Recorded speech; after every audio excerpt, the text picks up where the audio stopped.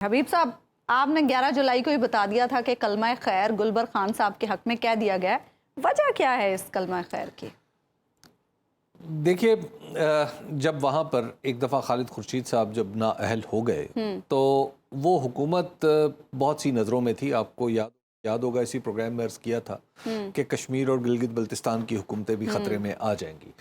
تو خالد خورشید صاحب نے بہت زیادہ قدم آگے بڑھا لیے ٹورڈز پاکستان تحریک انصاف کے چیئرمین کی.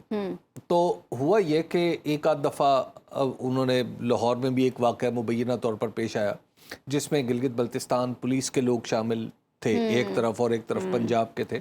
اگرچہ وہ بہت ناخوشگوار یا غیر معمولی واقعہ نہیں تھا، لیکن بہرحال موجودگی ایک ایسی جگہ تھی اور تاثر یہ تھا کہ شاید آمنے سامنے آ گئے. حالانکہ آمنے سامنے ایسا نہیں تھا کہ خدا نخواستہ کسی نے ہتھیار تان لیے تھے. دوسری بات، اسلام آباد میں انہوں نے کئی لوگوں کو گلگت بلتستان ہاؤس میں 9 مئی کے بعد جو ایسے لیڈرز جو ملوث براہ راست نہیں تھے کچھ لوگ وہاں بیٹھے رہے. اسی طرح پھر گلگت بلتستان کی عدالتوں سے کچھ لوگوں نے حفاظتی ضمانت بھی لی. تو گلگت بلتستان مجموعی طور پر ایک آپ یوں کہیے کہ پاکستان تحریک انصاف کے لوگوں کے لیے ایک پناہ گاہ بن گیا تھا. بالکل ایک شیلڈ بنی ہوئی تھی. تو وہاں پر لوگ ایک تو یہ بھی سسٹم کے اندر خالد خورشید صاحب کے بارے میں یہ تاثر تھا کہ خالد صاحب جو اپنا ریاستی عہدہ اپنے سیاسی عہدے کے لیے اپنے سیاسی معاملات کے لیے بہت زیادہ استعمال کر رہے ہیں.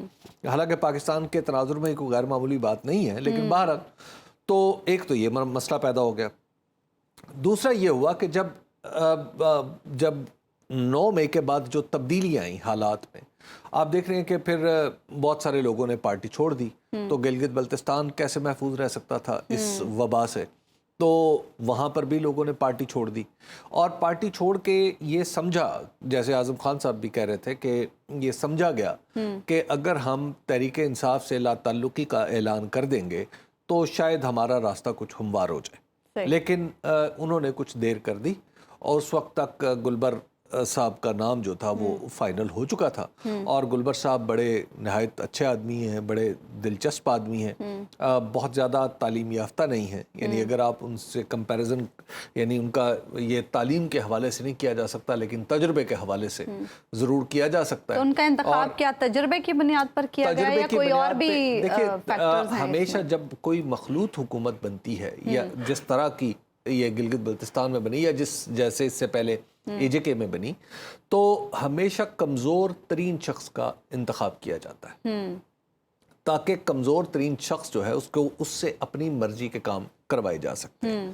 تو گلبر خان صاحب کا بھی یہی، آپ ان کو یہی سمجھیے کہ گلبر صاحب جو ہیں وہ ان کے بارے میں بالکل یہ توقع نہیں تھے کہ ون فائن مارننگ یہ سی ایم ہو جائیں گے. تو اب چونکہ معاملہ یہ تھا کہ آپ کو میں نے پہلے بھی عرض کیا تھا کہ گلگت بلتستان میں 3 ریجنز ہیں، 3 پولیٹیکل ریجنز ہیں اور 3 ہی آپ انہیں کہہ لیجئے کہ مسلکی ہیں. سارے بھائی ہیں، ایک دوسرے کے ساتھ بڑا اچھا رہتے ہیں، لیکن بہرحال وہ مسلکی شناخت پہ تھوڑا اصرار وہاں پہ زیادہ ہے. تو اس دفعہ جو وزیر اعلیٰ تھا وہ تھا دیامیر ڈویژن سے، یعنی چلاس سے، استور سے، یا یہ خود حاجی گلبر خان صاحب ہمارے پروگرام میں بھی کہہ چکے ہیں. تو یہ ایکچولی اس ریجنل سیٹنگ میں بھی گلبر صاحب بیٹھتے تھے. اچھا، دوسری بات یہ تھی کہ اگر پی ایم ایل این یا پیپلز پارٹی کی طرف سے آتے تو ان کے پاس تو بندے ہی 4 اور 3 تھے، 7 بندے تھے. باقی بندے جو تھے وہ تو آنے تھے پاکستان تحریک انصاف سے. تو پاکستان تحریک انصاف کے زیادہ تر لوگوں نے ان کے اوپر بھروسہ کر دیا. اور یہ جو ہمارے دوست بلتستان سے تعلق رکھنے والے تھے جیسے راجہ اعظم صاحب ہیں، اور بلتستان کے لوگوں نے وہاں سے جو منتخب لوگ تھے ان کا اصرار تھا کہ ان میں سے کسی شخص کو وزیر اعلیٰ بنایا جائے. اور میں سمجھتا ہوں کہ راجہ صاحب کو اگر پاکستان تحریک انصاف شاید گلبر صاحب کو پہلے نومینیٹ کر دیتی تو گلبر صاحب پاکستان تحریک انصاف کے ہی وزیر اعلیٰ کے طور پر حلف اٹھا لیتے. لیکن اس وقت جو میرا خیال انڈرسٹینڈنگ نہیں تھی، اور ویسے بھی آپ جانتی ہیں کہ جو گلگت بلتستان اور اے جے کے معاملات ہیں وہ علی امین گنڈاپور صاحب دیکھا کرتے تھے. تو علی امین گنڈاپور صاحب آپ کو پتہ ہے کہ وہ بالکل اس وقت سرفیس پہ نہیں ہے. اس وجہ سے عمران خان صاحب کو درست مشورہ بھی شاید اس حوالے سے نہیں ملا. اگر آپ غیر جانبدار اور بے لاگ تجزیوں اور تبصروں میں دلچسپی رکھتے ہیں تو ابھی سنو نیوز کا یوٹیوب چینل سبسکرائب کریں اور بیل آئیکن پر کلک کریں.